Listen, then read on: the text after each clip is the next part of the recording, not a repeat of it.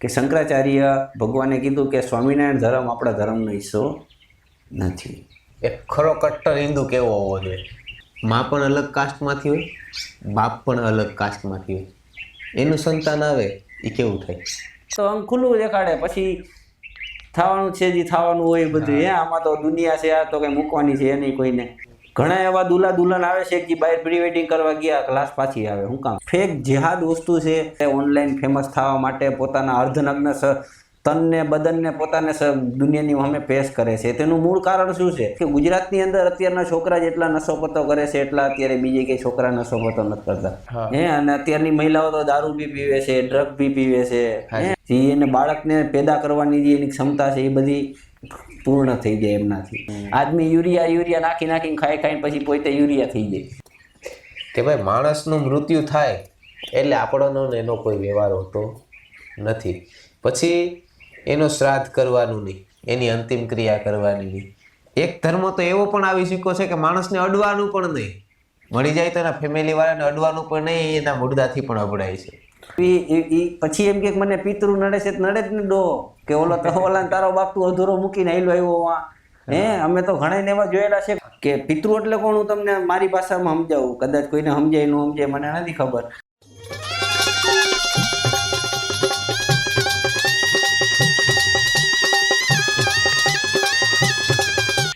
ધર્મ ઉપર જઈએ તો આપણો ધર્મ સનાતન ધર્મ, જૂનો ધર્મ, આદિ અનાદિ કાળથી શિવ અને પાર્વતી વખતથી જતી અને સતી સુરા, ઘણા બધા એવા ઇતિહાસો ધર્મ સાથે જોડાયેલા છે. અને અત્યારે અલગ અલગ ફાટા પડ્યા છે. તો ધર્મ વિશે તમે શું કહેશો? પ્રભુ, ધર્મની અંદર અત્યારે ફાટા પાડવાનું મેઇન કારણ છે તો હિન્દુ ધર્મની અંદર હિન્દુત્વ નાબૂદ થઈ ગયું ને એટલા માટે આ બધા ફાટા પડ્યા. જેમ કે સ્વામિનારાયણ, બ્રહ્મકુમારી, ઇસ્કોન. હમણાં જ આપણા શંકરાચાર્ય ભગવાન શારદા પીઠના રહ્યા, એ ભગવાન શ્રીએ કીધું કે શંકરાચાર્ય ભગવાને કીધું કે સ્વામિનારાયણ ધર્મ આપણા ધર્મનો હિસ્સો નથી. ઠીક, કારણ કે કોઈના કોઈ એવો વિડીયો એમના, કોઈના કોઈ એવા એમના જે લોકો હોય છે. કારણ કે પહેલી વાત તો એ મારા મનમાં છે કે એમને ભેખ ભગવાન કોને આપ્યા, એમના સંસ્કાર ક્યાં થાય છે, એમને બાવો કોણ બનાવે છે, એમના સંસ્કાર કઈ રીતે થાય છે, ચલો દેખાડો. એમને ભેખ કોણ આપે છે? ભેખ ભગવાન માટે તો સંન્યાસ લેવો જરૂરી છે. એ લોકો તો અડધા ઉપર તો એમાં સંસારી છે, અને સંસાર મૂકીને એ લોકો ત્યાગ નથી કરી શકતા એમનો. મેઇન વસ્તુ છે. અને બીજી વાત કે ચલો તમે ભગવા તમારી પાસે છે, બધી વસ્તુ છે, તો તમે ભગવાનનું અપમાન ન કરો. તમે ભગવો જેને આપ્યો છે, જે તમે 33 કોટી દેવી દેવતાના આશીર્વાદથી ભગવો ધારણ કર્યો છે, તમે એ ભગવાનનું અપમાન કરવાનું બંધ કરી દો. તો અમે એમાં રાજી છીએ દેવતા. અમે તમારો કોઈ વિરોધ નથી, અમને કોઈ એવું કંઈ અંદરથી ઘૃણા નથી. પણ આ એક વસ્તુ છે કે તમે જે ભગવાનને પહેરો છો એ જ ભગવાનના તમે અપમાન કરો છો, એ જ ભગવાન વિશે તમે ખરાબ શબ્દ બોલો છો. તો આ આવડા તમારા માટે અનુચિત છે. અને બાપુ, એક ખરો કટ્ટર હિન્દુ કેવો હોવો જોઈએ? એક પાકો કટ્ટર હિન્દુ એવો હોવો જોઈએ કે દેવતા, કે જેમને એમના જીવનની અંદર કદી ગેર હિન્દુ આયરે કોઈ દી વ્યવહાર ના રાખ્યો હોય, કોઈ દી એવું ખાણું કોઈ દી એના પેટની અંદર એને ના નાખ્યું હોય કે જે ગેર હિન્દુઓના થકી રાક્ષસી ખાણું કહેવાય, કે જે પોતાના પૂજા પાઠ નિયમ સંયમ પોતાના અનુશાસનમાં રહે, કે એના મા બાપ આ તે ઘર પરિવાર સંભાળીને એકદમ આચરણ સહન કરે અને આવી જ રીતે સંસાર ચલાવતો રહે. એ જ પાકો સનાતની છે. સનાતન માને પ્રકૃતિ જ છે આપણી. સનાતન એટલે આ પ્રકૃતિ તમને જીવાડે છે ને પ્રકૃતિમાં જ ભળી જવાનું છે. એ જ સનાતન છે. સનાતનની અંદર જ રહેવાનું છે, કોઈ બહાર જવાનું નથી. ચાહે કોઈ બી હોય, આ પૃથ્વી ઉપર કોઈ બી રહેતો હોય. અને એ બધા ધર્મમાં હું કામ રહે છે? કે ધર્મમાં રહેવાનું કારણ છે કે અમારા જેવા કે આ દુનિયાની અંદર ગુરુ મહારાજ જેવા કે એવા હજારો મહાપુરુષો છે, હજારો એવા તપસ્વીઓ છે, હજારો એવા સાધુ મહંતો છે લાખોની સંખ્યામાં, કે એના તપના કારણે, એના તપનો જે ઓરો છે એમના કારણે એ લોકો ધર્મમાં છે. ચાહે મુસલમાન હોય, ચાહે ક્રિશ્ચન હોય, કે ચાહે શીખ હોય, ચાહે જૈન હોય, કોઈ બી હોય, પોતાના ધર્મમાં છે. એનામાં ધર્મમાં છે કે એને ફરક છે કે આ મારી બેન છે, આ મારી બેટી છે, આ મારી પત્ની છે એને પરખ છે એ ધર્મમાં છે. કોઈ વ્યક્તિ એમ કહેતો હું ધર્મમાં નથી તો એ પણ જૂઠ છે. ધર્મ એ 24 કલાક એનામાં ધર્મ એના ધર્મના જોરામાં છે એ વ્યક્તિ, પણ એનું આચરણ એના જીવનમાં હોવું જરૂરી છે. પોતાની કાસ્ટ એટલે કે જેમ અમારે સાંસારિક વ્યવહારની અંદર હોય તો ક્ષત્રિય સમાજ હોય અને બીજા કોઈ સમાજો હોય તો પોતાનો સમાજ છોડીને અલગ અલગ કાસ્ટમાં લગ્ન કરતા હોય છે. અને માં પણ અલગ કાસ્ટમાંથી હોય, બાપ પણ અલગ કાસ્ટમાંથી હોય. એનું સંતાન આવે એ કેવું થાય? એને વર્ણશંકર કહેવાય. આ બધા વર્ણશંકર પ્રજા થઈ જ ગઈ છે. જો કે અત્યારે ક્યાંય બાકી તો રહ્યું નથી હવે. જો કે કારણ કે તમે જોવો છો અત્યારે, તમે થોડાક ટાઈમ પહેલાં 2-3 મહારાજોના એવા નિવેદન આવ્યા હતા કે આપણી ભારતની નારીઓમાં હોય 2-4 નારી એવી હોય જે શુદ્ધ નીકળે. તો હું કામ એવું કહે છે? કારણ કે એનું કારણ એ છે કે આપણે આજે તમે કીધું ને હમણાં થોડાક પહેલાં પ્રશ્ન આવ્યો મોબાઈલના આ બધી એના આ બધા દુઆચરણ છે બધાય. આવડા બધા એના આચરણના લીધે જ આવા બધા ગલત કામ થાય છે. કારણ કે પબ્લિકને ખબર નથી ક્યાં જવું છે. એ તો બસ રીલ્સ જોઈને પોતાનો બસ શરીર દેખાવો કરીને બસ પોતાને ફેમસ થવા માગે છે. બસ પોતાનું કંઈક થઈ જાય, બસ હું ઊંચી આવી જાઉં, હું આવું કરી લઉં. પણ નારી શક્તિને ખબર નથી કે નારી શક્તિ કઈ છે. તમે જેટલું તમારું અંગ छिपाવીને રાખશો ને એટલી તમારી શક્તિ વધશે. આ તો અંગ ખુલ્લું દેખાડે પછી થવાનું છે જે થવાનું હોય બધું. આમાં તો દુનિયા છે, આ તો કઈ મૂકવાની છે નહીં કોઈને. પેલા તો પતિ પત્નીનો સંબંધ થાય એટલે વિવાહ થાય તો પતિ પત્નીનો સંબંધ થાય આપણા શાસ્ત્ર પ્રમાણે. અને અત્યારે તો વિવાહ જેટલા ખરાબ થઈ ગયા છે કે અમારા શાસ્ત્ર પ્રમાણે દેવી દેવતા વિવાહમાં રહેતા નથી. આપણા વિવાહની અંદર આ અત્યારે દૂષણ એટલું કરી ગયું છે. નો હોય એવા નાટક ચાલુ કરી દીધા છે. કોઈ આપણા સનાતન ધર્મ પ્રમાણે અત્યારે કોઈ વિવાહ કરતું હોય તો દેખાડો. પહેલા તો કોઈ વિવાહ સનાતન ધર્મ પ્રમાણે અત્યારે વિવાહ કરતું નથી. બધા અનશન ખાવું, અનશન રહેવું, દારૂ પીવો, બધા અંદર અંગેડી ભંગેડી બધા ભેગા જ થયા હોય, એમાં કોઈ બાકી ન રહ્યું હોય. અને સારો માહોલ લગભગ કોક જ એવી જગ્યાએ જ્યાં સારો માહોલ પૈતો હોય. બાકી જ્યાં બધા બેઠા છે ને આવી રીતે દંપતી જીવન હોય. દંપતી જીવનની અંદર સમજો એ પરાઈ સ્ત્રી ઉપર પાછી નજર જાય તો સમજી લ્યો અત્યારે કંઈક એવું પુરાણનું મને નામ તો ભૂલાઈ ગયું, પણ પુરાણ ઉપર એવું લખેલું છે કે એને 60,000 વર્ષનું નરક ભોગવું પડે. કેટલા? 60,000 વર્ષનું. જો એના દંપત્ય જીવનમાં એને એના સંસારિકમાંથી એ એકલો હતો, એમાંથી દંપત્ય જીવનમાં આવી ગયો છે, એને લગ્ન થઈ ગયા છે. જો એ પછી ચાહે પુરુષ હોય કે સ્ત્રી હોય, પણ જો એ પરાઈ કે પર સ્ત્રી ઉપર કે પર પુરુષ ઉપર જો એ નજર નાખે, જો એનો જીવ લલચાય તો એમને એની અંદર નરક ભોગવવું પડે. એમને એની ઘણી સજા ભોગવવી પડે. કારણ કે એને એના ધર્મનું ખંડન કર્યું છે. એમને ભગવાનની હમું ફેરા લઈને સાક્ષી લીધી છે કે હું મારી પતિવ્રતા ધર્મનું કે પત્નીવ્રતા ધર્મનું પાલન કરી. તો એમાંથી ચાહે પુરુષ હોય કે સ્ત્રી હોય એમાંથી છૂટે એટલે એમને ભોગવવું જ પડે છે. અને બાપુ આપણે હિન્દુ ધર્મના સંસ્કૃતિના લગ્ન ઉપર ગયા છે કે આપણા લગ્ન માં અત્યારે બહુ દૂષણ ફેલાય છે.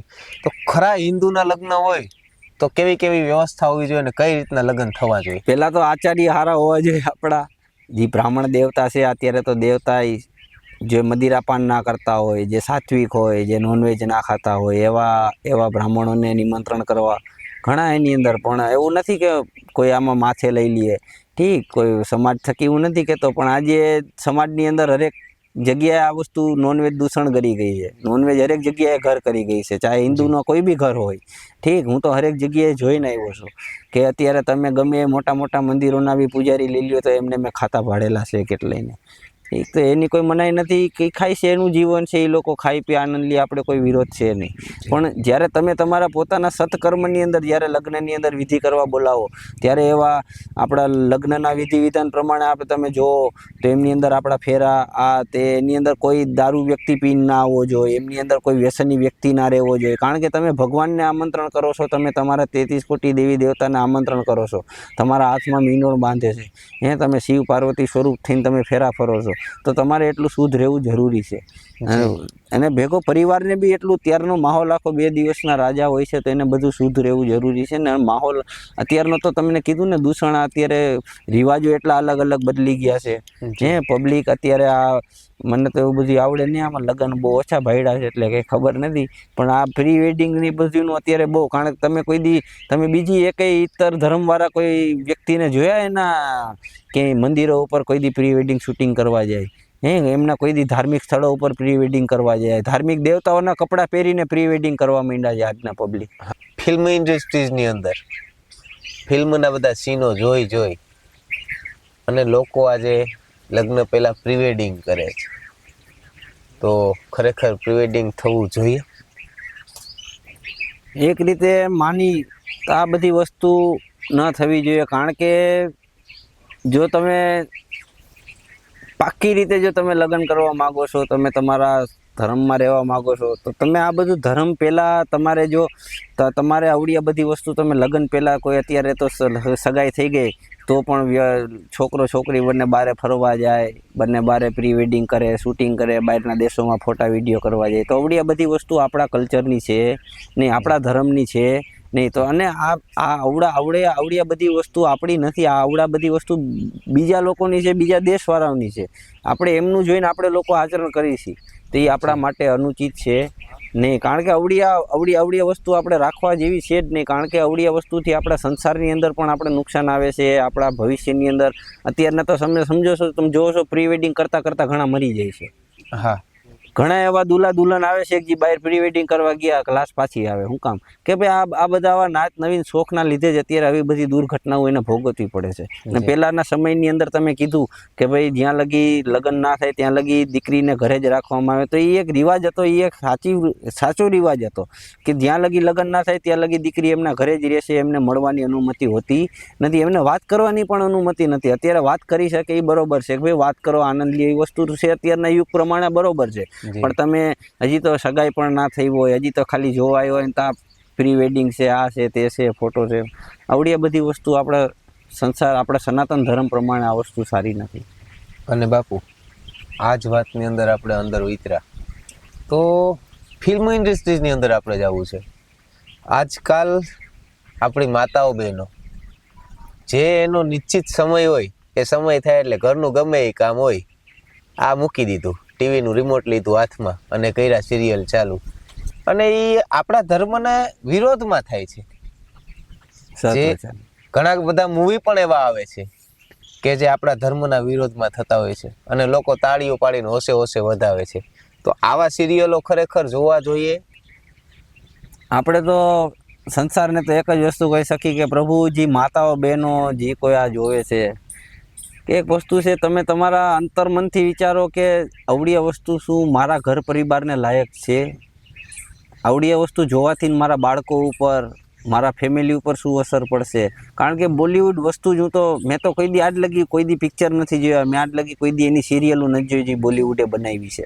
કારણ કે એ એક ફેક જેહાદ વસ્તુ છે, એ એક આખું અલગ જ વસ્તુ હાલે છે. એની અંદર જાનારા વ્યક્તિ કોઈ સારા છે નહીં, બરોબર? એમના કોઈ પાત્ર નિભાવવાળા કોઈ વ્યક્તિ સારા છે નહીં, બરોબર? બધા ડ્રગ્સથી લઈને હરેક વસ્તુના નશા પતા કરવાવાળા વ્યક્તિ છે ને, એ લોકો રોલ નિભાવીને તમને લોકોને આવું બધું પેશ કરે છે. એનામાં કાંઈ હોય નહીં. અને આમના કરતાં તમે જે જૂની રામાયણ છે, જે જૂનું મહાભારત છે, તમે એમને નિહાળો, એવી કોઈ સિરિયલ જુઓ કે જે સંસ્કૃતવાળી આપણા સનાતન ધર્મની હોય. બાકી તો અત્યારે પબ્લિક, તમને કહું કે અત્યારે પિક્ચર એવા આવી ગયા છે કે જે ઓપન પિક્ચર થઈ ગયા છે, બધા એ નગ્ન પિક્ચર થઈ ગયા છે.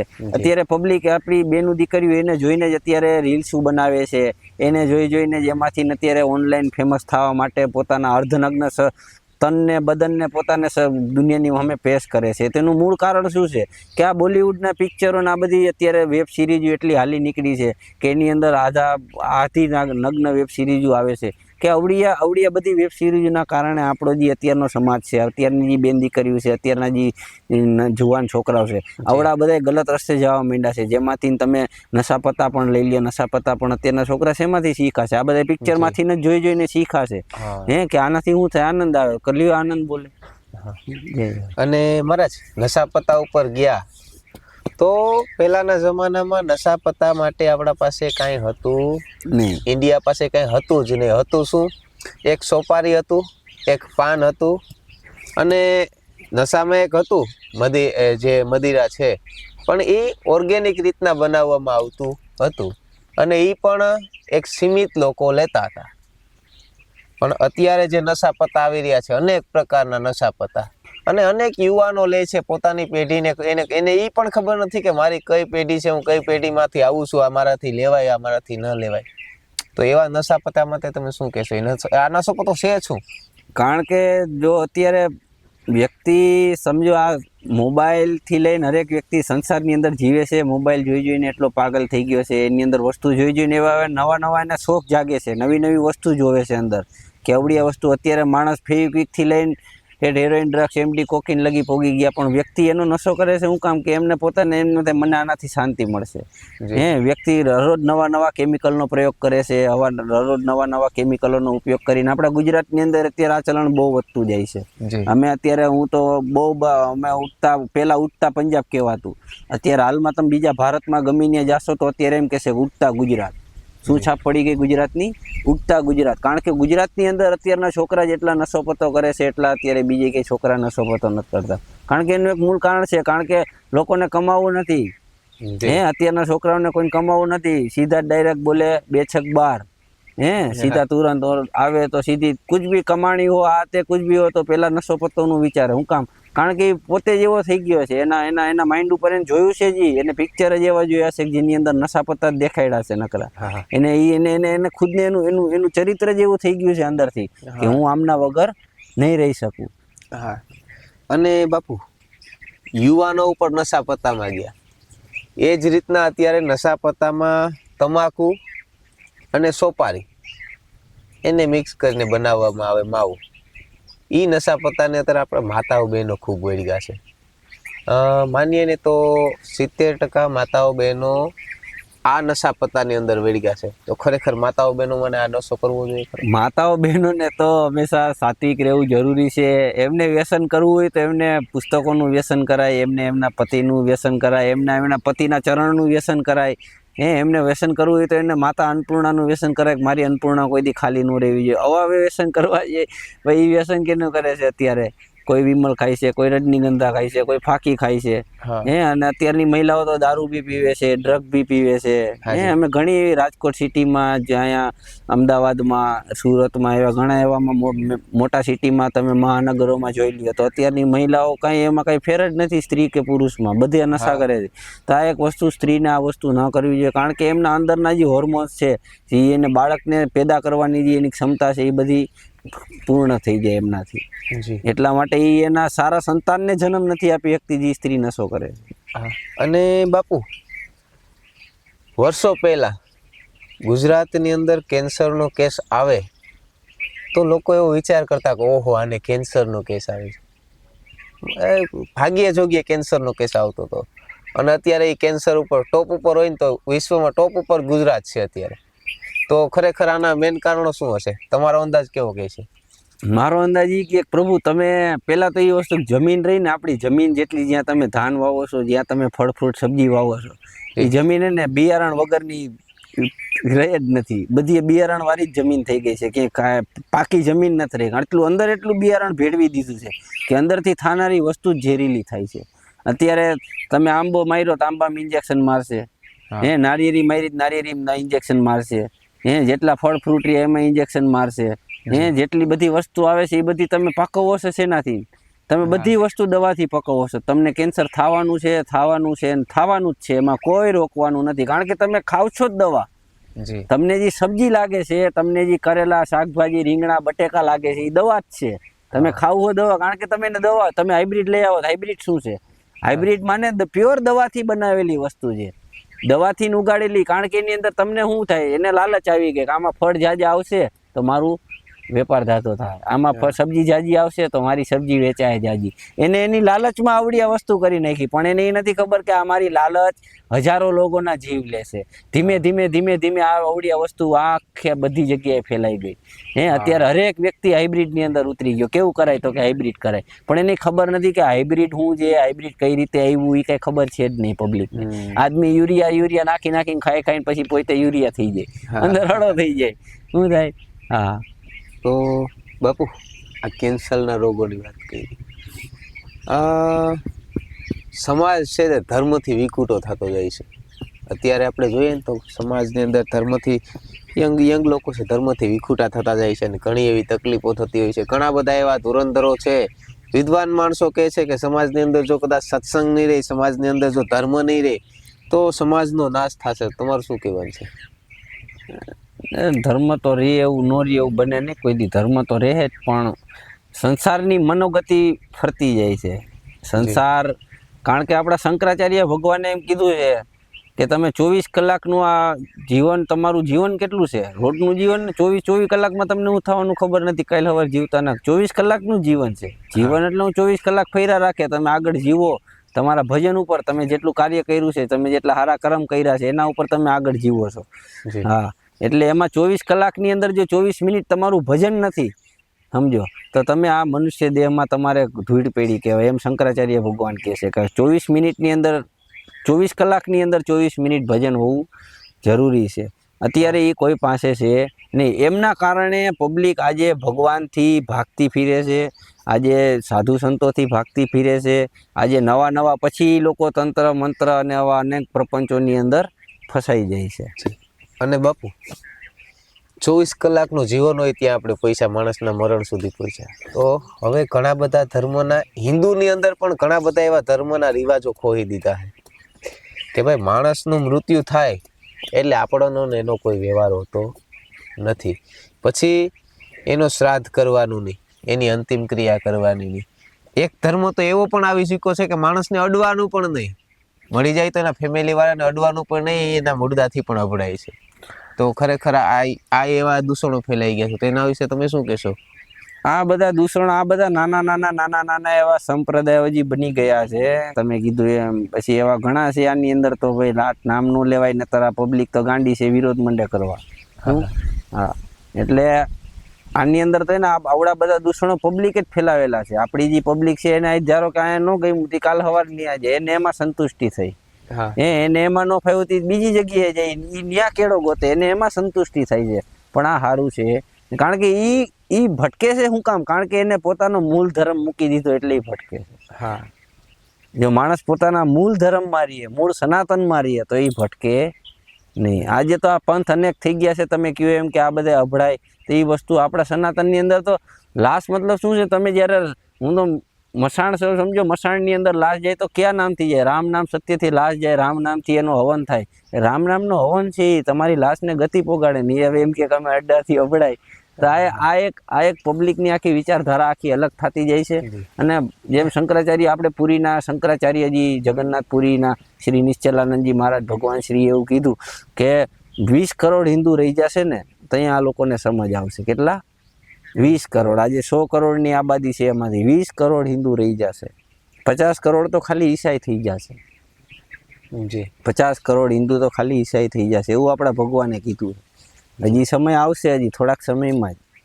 અને બાપુ, મૃત્યુ પછી અંતિમ ક્રિયા થઈ ગઈ, એ પછી આપણા શાસ્ત્ર અને વેદોની અંદર કહેવામાં આવે છે, ગરુડ પુરાણની અંદર પણ કહેવામાં આવે છે કે જે આત્મા હોય 12 દિવસ સુધી તમે જે આત્માની પાછળના કલ્યાણ કરો, એ કલ્યાણ આત્માને મળે. તો અત્યારે તો 6ઠું થઈ ગયું, 7મું થઈ ગયું, 5મું થઈ ગયું, સમયનો અભાવ છે, અમારી પાસે ટાઈમ નથી બેસણું કરવાનો, અમારી કોઈ પણ એની પાછળ કોઈ પણ કાર્ય કરવાનો ટાઈમ નથી. તો ખરેખર આત્માની પાછળ શું કરવું જોઈએ? જે સનાતન ધર્મ પ્રમાણે જે આપણા રીતિ રિવાજ છે એને પૂર્ણ તરીકેથી નિભાવવા પડે. એક આત્મા પાછળ, એમની પાછળ જેટલા લોકો છે એમને મુંડન કરાવવા જરૂરી છે. અત્યારે તો ફાઇન પડી. આપણામાં પહેલાં એવું હતું કે દિવસના જ મસાણ યાત્રા નીકળતી, સંધ્યા પછી મસાણ યાત્રા ન નીકળતી. અત્યારે તો પબ્લિક સાંજે એમ થઈ જાય કે હવે આને કાઢો એમ જલ્દી, રાત પડી છે તે કાઢો એમ. તમે રાજકોટ જેવા મેગા સિટીમાં રાતે 12 વાગે મસાણ યાત્રા ચાલુ, પણ એને ગતિ જડે નહીં. એના કોઈ દી હરાત પૂરા થાય નહીં. એવી પછી એમ કે મને પિતૃ નડે છે, નડે જ ને ડોહો, કે ઓલા તારો બાપ તું અધૂરો મૂકીને આયલો આવ્યો વાં. અમે તો ઘણા ને એવા જોયેલા છે, મટક્યું એમને પડી છે હજી, લેવા જ નથી એવા એના પિતૃને. મસાણમાં જલાવી તો દીધા, હજી મટક્યું એમને પડી છે, નથી એની અસ્થિઓ ભૈરિક, નથી કાંઈ, એમને મૂકીને વહી ગયા નહીં એની રીતે. એ ફૂલ આનંદમાં, તો કાં તો કે પૈસા છે આપણી પણ અત્યારે તો, પણ બધું ભૂલાઈ જાય. પછી જયારે ઓલો હેરાન કરવાનું ચાલુ કરે, ત્યાં પાછા ગોતતા આવે મસાણે કે ભાઈ અમારી ભૂલ થઈ ગઈ. તો પછી આ આવડી વસ્તુ ભૂલ શું કામ કરો છો? એમ તમને જે ખબર જ છે, તો કારણ કે ધર્મમાં નથી ને, રહેવું નથી કોઈને ફટોફટ. એમ અત્યારે ઉતાવળી જિંદગી થઈ ગઈ છે પબ્લિક. તો પિતૃને મોક્ષ આપવા માટે એને પાછળના જે ફેમિલીના મેમ્બરો એને શું કરવું જોઈએ? પારણે દીવો કરવો જોઈએ, પિતૃના નામની એને રોજ પિતૃને યાદ કરવા જોઈએ. એમના પિતૃ હોય જે એમને મોક્ષ જડે એ માટે એમના જે પીપળો હોય, જ્યાં પીપળે રોજ પાણી રેડાય, એને રોજ યાદ કરાય, પાણી અરે પિતૃનો દીવો થાય, દીવો કરાય. જ્યારે એનો શ્રાદ્ધ હોય ત્યારે પિતૃની તિથિ આવે તો અહીંયા તમે કન્યા ભોજ કરાવો, તો પિતૃ આનંદ મારી એના એના એના એના નામની તમે કન્યા ભોજ કરાવો. એના નામના કોઈ બાવાજી હોય જે સંસારી બાવાજી છે, એમને તમે કપડાં દઈ શકો, એમને તમે એનું ભરણ પોષણ કરી શકો, તો એમનાથી આપણે પિતૃને શાંતિ જડે ને. બહુ જાજુ કરવું હોય તો તમારે ગયાજી જવાનું. ગયાજીની પ્રેત શિલા છે ગયાજીની અંદર. ગયાજીની અંદર આપણે રાજા દશરથે એમના પિતૃઓને ત્યાં બધી પિંડદાન કર્યા હતા, એમને મોક્ષ ચડ્યો હતો, ત્યાં સાક્ષાત થાય પિતૃ. તો આવડી આ બધી વસ્તુ છે જો તમારે પિતૃના, અને પિતૃનો પાવર છે, દેવ કરતા ઉપરના દેવ છે પિતૃદેવ. સમજો દેવની હારે સ્થાન દીધું છે ને, નહીં પિતૃદેવ કહેવાય. એટલે જય. અને મહારાજ પછી એક પ્રશ્ન, એની અંદર ને અંદર પિતૃદેવ લોકો નથી માનતા, ખરેખર હોતું જ નથી. ઘણા લોકો એમ કહે છે કે માણસનું મૃત્યુ થયા બાદ એ પ્રેતીઓનીમાં જાય કે જ્યાં જઈને અમારે કંઈ લાગે વર્ગે નહીં, એનું મૃત્યુ થઈ ગયું એના રસ્તે, અમે અમારા રસ્તે. તો ખરેખર એની યોની અને એ પિતૃ યોનીમાં જાય કે પછી પ્રેત યોનીમાં જાય કે જ્યાં જાય ને એને મોક્ષ મળે કે ના મળે, પણ ખરેખર પિતૃ છે ખરા? હોય જ ને દેવતા. કોઈ પણ વ્યક્તિ હોય, એમનો પૂર્વજ હોય. તમે આ પાળિયા જોવો છો એ કોણ છે? કોકના તો પિતૃ છે ને. જી. તમે દુનિયામાં પાળિયા જોવો છો એવું નથી, પાળિયા અહીંયા નથી. પાળિયા આખા ભારતમાં છે, આખા ભારતની બહાર પાળિયા છે. જી. હા, પાળીઓ આપણો ગમે ત્યાં તમે ધડ ધીંગાણે માથાજીના માણે પાળીઓ થઈને પૂજાઓ મારે ઠાકોરજી નથી થવું, તો એ શું કામ કે એમ કે એ કોકના પિતૃ છે, પાળીઓ છે, ત્યાં સમજી લ્યો. તમે નહીં, એ પિતૃ એક નહીં, એવી હજારો આત્મા આવે છે ને એનું કલ્યાણ કરે છે એ પિતૃ. તમે એમ કે પિતૃ નથી, જે દેખતી વસ્તુ છે. આપણે અત્યારે સાયન્સ હજી ત્યાં નથી પહોંચ્યું પ્રભુ કે પિતૃ એટલે કોણ. હું તમને મારી ભાષામાં સમજાવું, કદાચ કોઈને સમજાય ન સમજાય મને નથી ખબર, પણ તમે જો અત્યારે સાયન્સનો એક વિડીયો એવો છે એવો કે જર્મનનો એક હતો વૈજ્ઞાનિક, એને એક આત્માને એવી રીતે પૂરવાની ટ્રાય કરી હતી કે જેમને આખા કાચ કેમેરા બધું ફાટી ગયું હતું.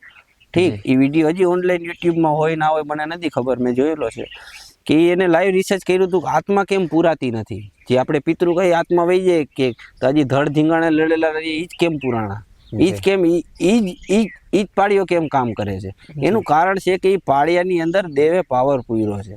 એનામાં જે જૂનું નહોતું, એ જૂનું એની જે અંદર એનો ધર્મ હતો.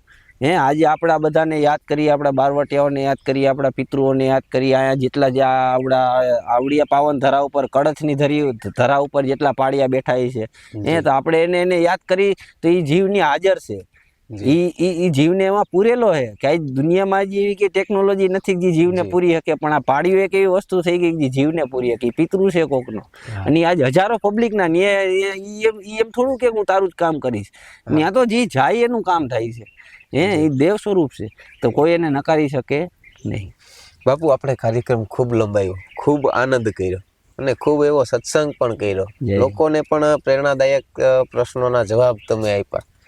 અને છેલ્લે હવે આપણે કાર્યક્રમના વિરામ તરફ જવું છે, તો છેલ્લે લોકો માટે તમે લોકોને શું સંદેશ આપશો? છેલ્લો સંદેશ આપી અને પછી આપણા કાર્યક્રમને વિરામ આપીએ.